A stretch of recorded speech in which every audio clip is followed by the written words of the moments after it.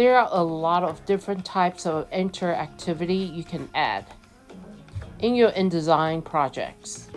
In this video, you will explore a few of the many interactive features available,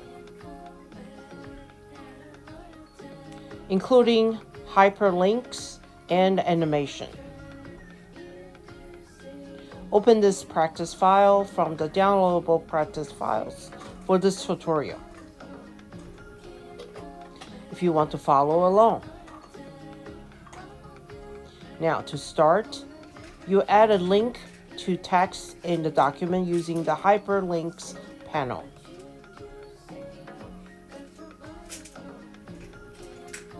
So select the Type tool in the Tools panel, and then click in the text here to insert the cursor. Then to select the text, double-click in the website text to show the hyperlink panel. Click the workspace switcher about the document and select Digital Publishing to switch workspaces. If you don't already see it, click the Hyperlinks panel to show it. You can add hyperlinks to content like text and frames in a document. So when you export as a format like PDF, EPUB, or you use Publish Online, users can click on the link to go to other locations in the same document, to other documents, or to websites and more. With the text selected, click the Create New Hyperlink option at the bottom of the Hyperlinks panel.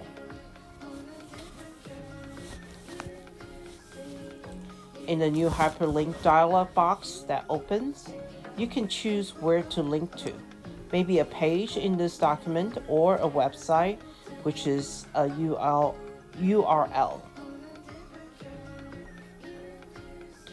Make sure URL is chosen, and then click in the URL field here. Change the URL to http://www.adobe.com. Leave this Share Hyperlink Destination selected for some of the link to options. It stores in the destination in the Hyperlinks panel, so you can reuse it. If you drag the dialog box out of the way by the title bar, so you can see the text. You can see it applies and underline and other formatting as a character style added to the document called hyperlink. Now, to remove or change that styling, click the Style menu and choose a different format option like None. Click OK to apply the hyperlink. You can now see the link listed in the Hyperlinks panel, so you can edit it or use it again if you want to. Now, another type of interactivity you will explore is animation.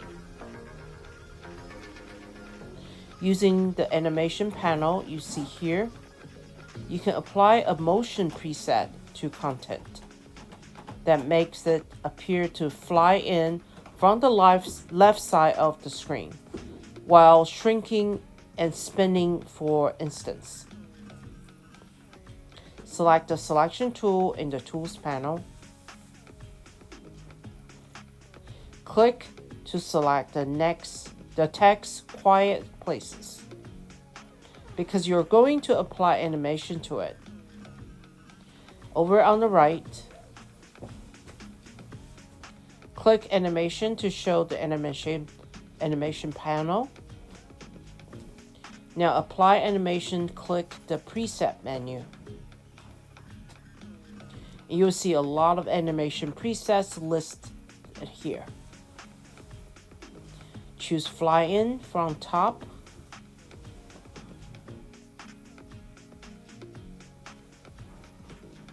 A preview of the animation appears in the top panel, a little butterfly.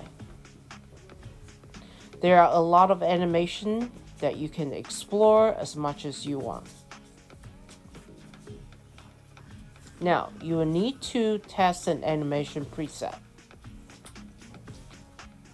In your intended file format to make sure that's supported. There are a lot of options for you to set when you come to animation.